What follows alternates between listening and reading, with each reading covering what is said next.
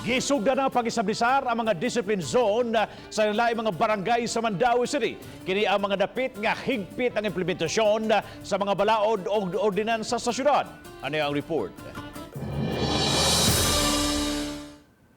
Kining maong parte sa Magikay, Mandaue City, ubos sa ilang flyover ang giila karon sa barangay nga discipline zone.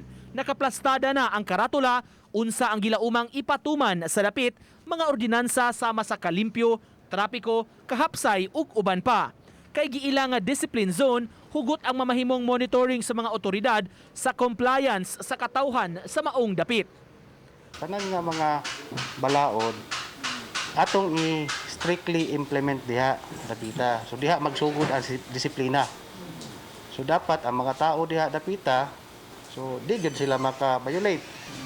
Kay as discipline zone, diha gyud siya magsugod. Matud sa kapulisan, ang nagkalain-laing barangay giauhag nga mupili og ilang mga discipline zones.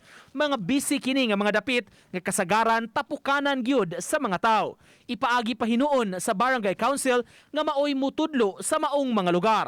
Ang ato ang recommendation nila isang ilahang i-declare nga o ilahang i-designate nga discipline zone area is katong mga areas nga prone o daghan ang violations. O dito na to mo atong sugdan para madisiplina ang mga tao.